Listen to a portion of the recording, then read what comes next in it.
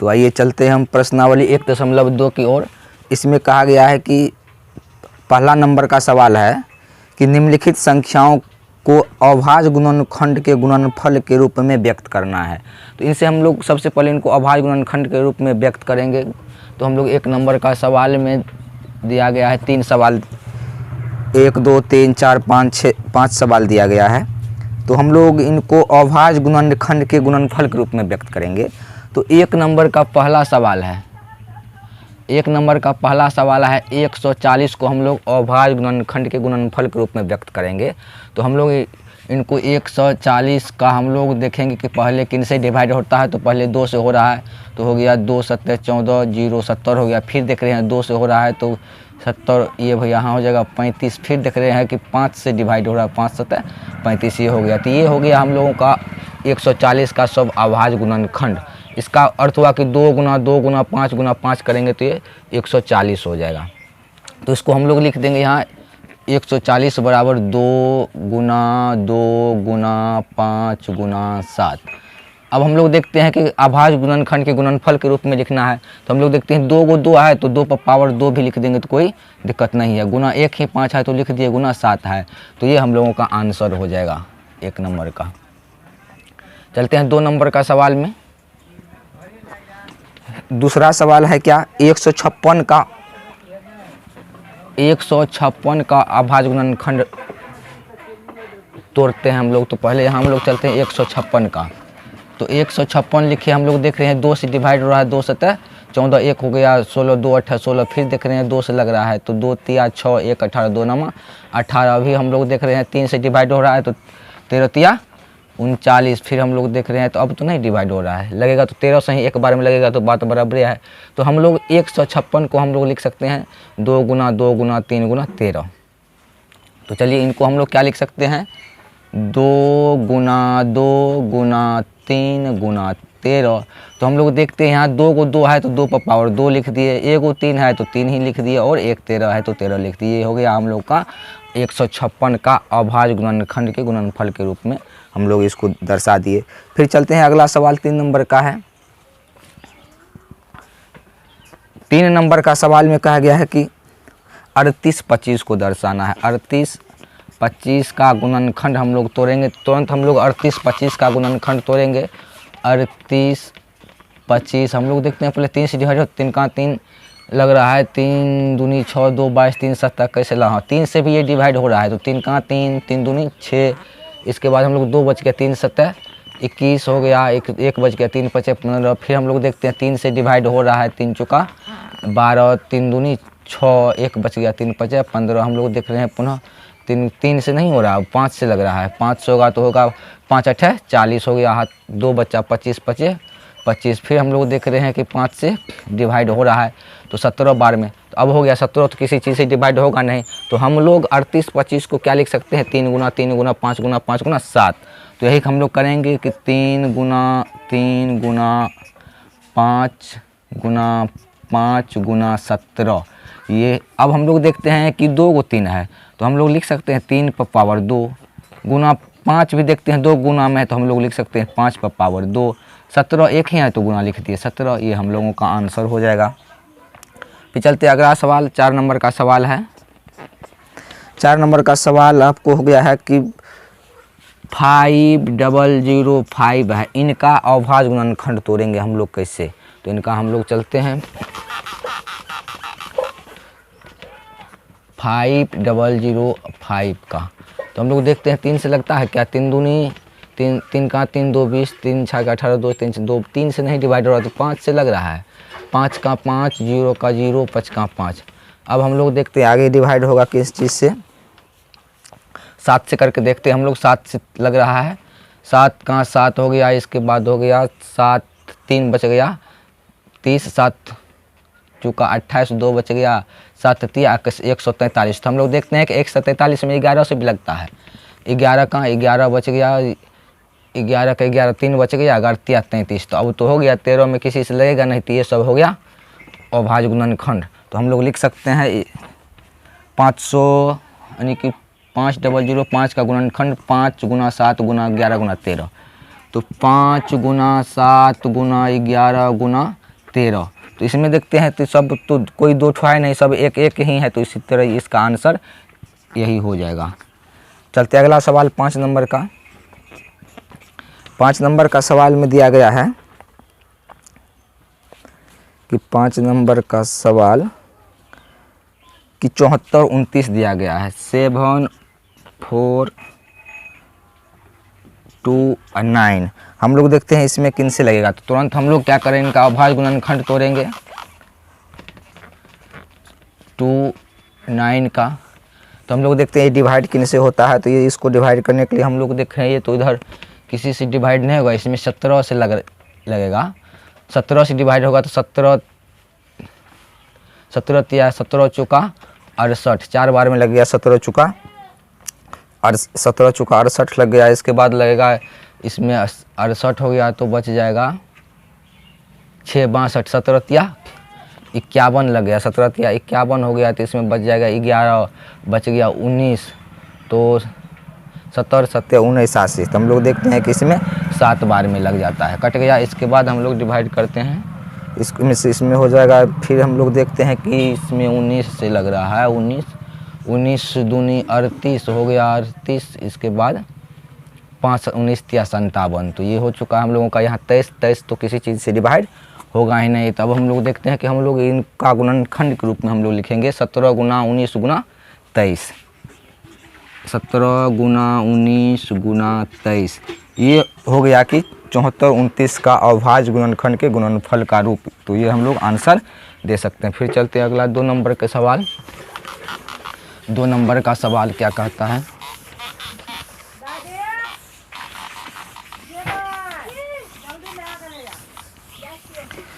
अगला 2 नंबर में है कि 2 नंबर का सवाल में कहा गया है कि पूर्णांकों के निम्नलिखित युग्मों के HCF तथा LCM ज्ञात कीजिए तथा इसकी जांच कीजिए कि 2 संख्याओं का गुणनफल बराबर HCF और LCM होता है कि नहीं। तो चलते हैं, इसमें 1 नंबर में सवाल दिया गया है, 2 का 1 नंबर का सवाल है 26 और 91।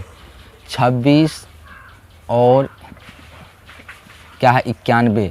इसका हम लोग को दर्शाना है कि 26 गुना 91 जितना होता है उसी के बराबर ही इन दोनों संख्याओं का लॉ और मॉ का गुणनफल उतना होता है कि नहीं। तो चलिए इनका सबसे पहले हम लोग लॉ और मॉ निकालेंगे। तो सबसे पहले हम लोग यहाँ प्रयोग अभाज्य गुणनखंड विधि का करते हैं कि 26 का क्या होगा अभाज्य गुणनखंड और 91 का क्या होगा अभाज्य गुणनखंड। तो हम लोग तुरंत यहाँ तोड़ेंगे। 26 को हम लोग देखते हैं तो 26 को हम लोग 2 से लगा देंगे, 13 हो गया। अब तो 13 टूटेगा ही नहीं, तो 26 को हम लोग लिख सकते हैं 2 गुना 13 हो गया। इस तुरंत हम लोग 91 पे चलते हैं। 91 का भी हम लोग अभाज्य गुणनखंड तोड़ेंगे। 91 में लग रहा है 7 से डिवाइड करेंगे तो हो जाएगा 13 बार में।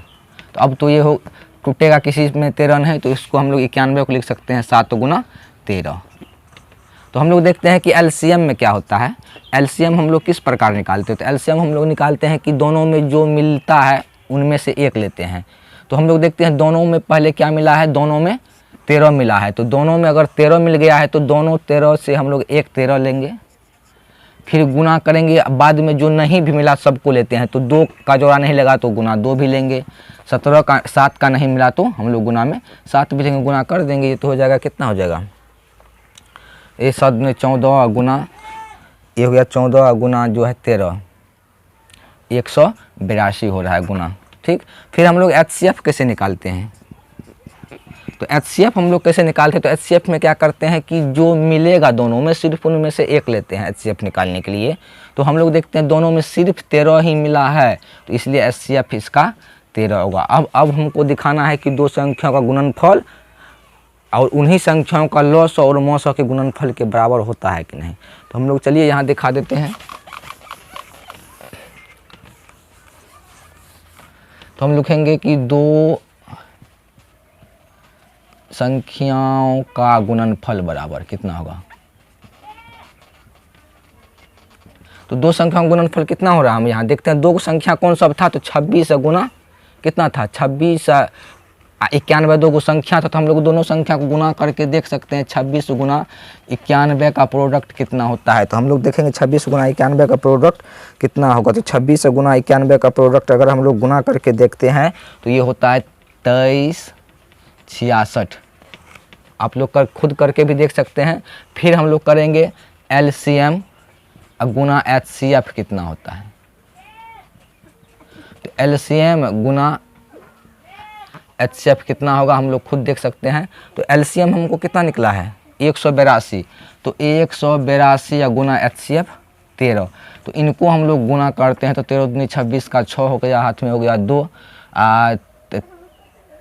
13 25 13 अट्ठा चालो तो 1 4 2 6 का 0 हाथ में हो गया 10, 13 का 13 10 23। हम लोग देखते हैं ये यहाँ पे हम लोग का रिजल्ट निकल गया है। हम लोग खुद देखते हैं कि दो संख्याओं का गुणनफल जितना हुआ उन्हीं संख्याओं का लॉसो और मोसो का गुणनफल भी बराबर ही आया। तो हम लोग कह सकते हैं कि दो संख्याओं का गुणनफल बराबर लॉसो गुना मोसो ये होता है। तो अतः कह सकते हैं हम लोग निष्कर्ष निकाल सकते हैं, अतः दो संख्याओं का गुणनफल बराबर इन्हीं संख्याओं का LCM गुना HCF होता है। ये हम लोग प्रूव कर सकते हैं कि दो संख्याओं का गुणनफल बराबर LCM गुना HCF। तो प्रूव्ड हो गया। इसको हम लोग इस तरह प्रूव्ड कर सकते हैं कि होता है। फिर हम लोग चलते अगला 2 नंबर का है दूसरा सवाल की ओर। 2 नंबर का दूसरा सवाल आपको आ चुका है कि 510 और 92 है। चलिए इसको ख़त्म करते हैं।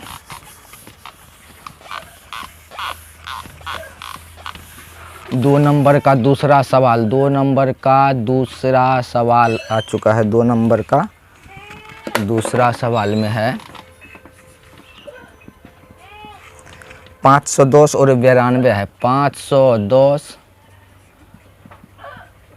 और 90 2 92। तो हम लोग देखते हैं कि 510 का हम लोग फैक्टर तोड़ के देख सकते हैं अभाज्य गुणनखंड के रूप में, और फिर 92 का भी हम लोग देख सकते हैं कितना होगा। तो तुरंत हम लोग चलते हैं इधर 510 में हम लोग देखते हैं 2 से डिवाइड हो रहा है। 2 दूनी 4, 1 2 5 10 हो गया, 1 2 5 10। हम लोग देखते हैं 300 होगा, 3 8 24 लग रहा है, तो 3 से भी तो होगा 3 8 24 हो गया, 1 बच गया, 3 5 15 देख रहे हैं। 5 से डिवाइड हो रहा है 5 से, 17 5 85 तो हो गया। अब हम लोग लिख सकते हैं 510 को, ये हुआ इनका अभाज्य गुणनखंड। तो क्या है 2 गुना 3 गुना 5, 2 गुना 3 गुना 5 गुना 17। फिर हम लोग चलते हैं 92 का। 92 का हम लोग अभाज्य गुणनखंड तोड़ते हैं। 9 2 का हम लोग तोड़ेंगे तो इसमें 2 से डिवाइड 2 चुका 8 ही हो गया। इसके बाद 1 2 छाके 12, फिर 2 से होगा 2 दूना 4 23। अब तो हो गया 2 गुना 23 होगा इनका, 2 गुना 23। तो बताएं कि हम लोग LCM कैसे निकालेंगे इनका। तो LCM में हम लोग क्या करेंगे, दोनों में जो मिलेगा उनमें से एक लेते हैं। तो हम लोग देख रहे हैं क्या दोनों में क्या मिला है, दोनों में ये 2 मिला है, तो 2 लेंगे ही हम लोग। अब देखते हैं कोई नहीं मिल रहा है तो जो बच गया है वो भी लेंगे। तो 2 बच गया है, 2 लेंगे। इसके बाद 3 बच गया है, 3 लेंगे। इसके बाद 5 ही बच गया है, 5 भी लेंगे। इसके बाद 23 भी बच गया है, इसके बाद 17 भी बच गया है। ये सारा बच गया है। तो ये हो गया इनका हो जाएगा LCM। तो इनका LCM हो जाएगा 2 गुना, तो इनका LCM में हम लोग ले सकते हैं 17। तो इनको अगर हम लोग गुना करते हैं तो ये हो जाएगा 2 दूनी 4 दूनी 8 5 40 गुना 23 गुना 17। तो ये हो गया 2 दूनी 4 तिया 12 5 60। तो हो गया 60 गुना 23 और 23 गुना 17। इनका वैल्यू हो जाएगा हमको 23 गुना 17 हम लोग करके देख लेंगे। तो 23 गुना 17 का वैल्यू हो जाएगा 23460। ये हम लोगों का LCM निकल चुका है। फिर हम लोग HCF निकालेंगे। तो बता चुके हैं कि जो HCF में जो दोनों मिलते हैं, तो दोनों में सिर्फ क्या मिले, अभी तक हम लोग को सिर्फ 2 ही दोनों में कॉमन आया है। तो इसका HCF हो जाएगा 2। तो अब हमको दिखाना है कि LCM गुना HCF होता है कि नहीं। तो हम लोग करेंगे LCM गुना HCF एक तरफ हम लोग करके दिखा सकते हैं। तो हम लोग करेंगे कि LCM गुना HCF कितना होता है। तो LCM गुना HCF कितना होगा। तो LCM गुना HCF आ चुका है हमको। LCM हो गया 23 4 6 0 और गुना 2, तो इनका प्रोडक्ट कितना आ गया?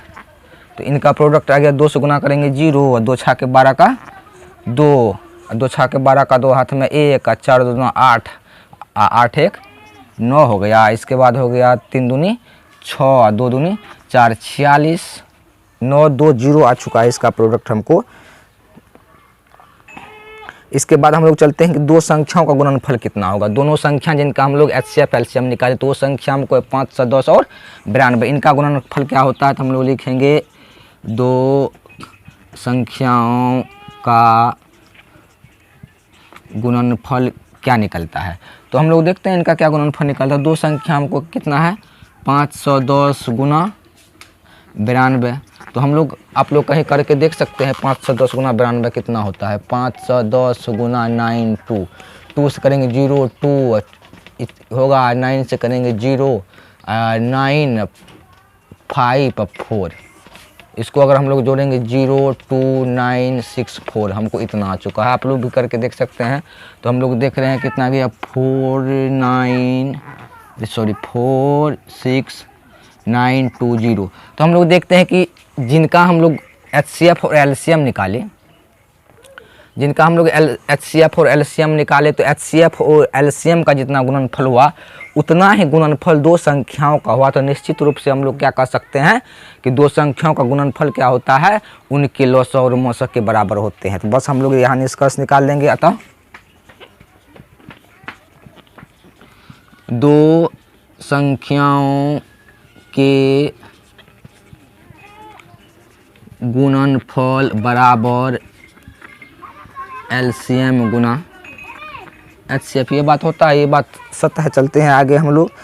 2 नंबर का है तीसरा सवाल और है, तो चलिए चलते हैं। 2 नंबर का तीसरा सवाल है। 2 नंबर का तीसरा सवाल, 2 नंबर का तीसरा सवाल में हमको संख्या दिया हुआ है 336 और 54। 336 और 54, हम लोग इनका तो अभाज्य गुणनखंड या फैक्टर हम लोग तोड़ेंगे। तो 336 का तोड़ेंगे और 54 का तोड़ेंगे। तो हम लोग देखते हैं 336 का तुरंत हम लोग इधर 336 ना 3 3 6, इनका तोड़ेंगे। देखते हैं 2 से लग रहा है, 2 1 2 छाके 12 1 2 8 16, फिर 2 से लग रहा है 2 8 16 2 चुका 8, फिर हम लोग देख रहे हैं 2 से लग रहा है 2 चुका 8, फिर देख रहे हैं 2 से लग रहा है 21, फिर देख रहे हैं 3 से लग रहा है 7। तो ये हो गया, ये सब हो गया गुणनखंड। तो हम लोग लिख सकते हैं 336 को लिख सकते हैं 2 गुना 2 गुना 2 गुना 2 गुना 3 गुना 7। तो होगा इनका गुणनखंड। और चलते हैं अब हमको 54 का तोड़ना भी है ना। तो 54 का तोड़ेंगे हम लोग। तो देख रहे हैं 2 से लग रहा है 27 दूनी 54, अब 3 से लग रहा है 3 नमा 27, 3 से लग रहा है 3 3 9, ठीक ना, 3 3 9 27, ठीक हो गया। तो हम लोग क्या लिख सकते हैं 2 गुनी 3 गुना 3 गुना 3। तो LCM कितना होगा? LCM में बता चुके हैं पहले। दोनों में जो मिलेगा, दोनों में क्या मिल रहा है? दोनों में ये मिल रहा है, एक ठो लेंगे 2 गुना। अब देखते हैं क्या मिल रहा है, और कुछ मिल रहा है। हाँ ये 3 देखिए मिल रहा है। तो ये दोनों में से एक ही 3 लेंगे ना। हाँ बाद बाकी क्या बच गया? 2 2 2 3 को 2 बचल है। तो 2 गुना 2 गुना 2 2 ही हो गया। इसके बाद क्या बचल है? 3 में देखते हैं, 3 में ये दोनों 3 बचल है, गुना 3 और कुछ बचल है क्या? हाँ इसमें 7 बचल है। हाँ तो इसको हम लोग गुना करेंगे तो कितना हो जाएगा? 2 3 6 6 चौका 24 गुना 48 9 9 7 63। अगर इनको हम लोग गुना करके देखें तो इनका रिजल्ट हम लोगों को आ जाएगा। सभी को गुना करके देखने पर इनका रिजल्ट आएगा। हमको गुना करने पर आप लोग देख लिया 30 24 रिजल्ट आता है। फिर HCF हम लोग निकालेंगे। तो बताएं HCF में हम लोग क्या करते हैं? HCF में जो मिला वो सिर्फ लेंगे, दोनों में से एक ही। तो हम लोग देखते हैं HCF में दोनों में क्या मिला? ये 2 मिल गया है। तो इन दोनों में से 1 2 आएगा। गुना फिर क्या मिला? ये 3 मिला, 1 3 आएगा। तो हम लोग 3 दूनी 6, यानी कि LCM हो गया 30 24, HCF हो गया 6। तो अब हम लोग दिखाएंगे प्रूव करके कि LCM गुना HCF पहले कितना होता है। तो चलिए हम चलते हैं। LCM गुना HCF कितना होता है? तो हो जाएगा LCM 30 24 गुना 6, इसका रिजल्ट आएगा 6 चौका 24। 6 चौका 24 का 4 हो गया, हाथ में हो गया 2, 6 दूनी 12, 12, 12 2 14 का 4 हाथ में हो गया 1, 1 का 1, अच्छा तरीके 18। ये हो गया हम लोगों को 18, 144 आ चुका है गुणनफल। फिर हम लोग देखते हैं आगे की दोनों संख्याओं गुणनफल, यानी कि इसका और इनका गुणनफल कितना होता है। तो दो संख्याओं का गुणनफल, दो संख्याओं का गुणनफल कितना होता है। तो हम लोग करेंगे, दो संख्या हमको यहाँ दिया हुआ है 336 गुना 54। तो आप लोग इनको खुद करके देख सकते हैं कि 356 गुना 14 को अगर हम लोग करेंगे तो ये होगा 18,144 ही होगा। आप लोग खुद करके देख सकते हैं कि 336 गुना 54, इसका रिजल्ट इतना आएगा। कहने का मतलब हुआ कि किसी दो संख्याओं का एलसीएम गुना एचसीएफ जितना होता है उतना ही गुणनफल दोनों संख्या का होता है। तो हम लोग निष्कर्ष के तौर पर दे सकते हैं, अतः दो संख्याओं का गुणनफल बराबर क्या होगा, एलसीएम गुना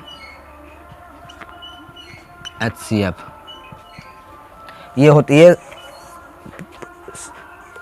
सदा सत्य बात है कि दो को अगर संख्या रहेगा तो उनका एलसीएम और एचसीएफ का जितना गुणनफल होगा उतना ही क्या होगा, उन दोनों संख्याओं का भी गुणनफल होगा। और तो ये एलसीएम गुना एचसीएफ ये हो जाता है। तो चलिए दोस्तों, अब इन प्रश्नावली का अगला सवाल हम लोग फिर इस वीडियो के दूसरे पार्ट में हम लोग आपके सामने उपस्थित होकर आएंगे। तब तक के लिए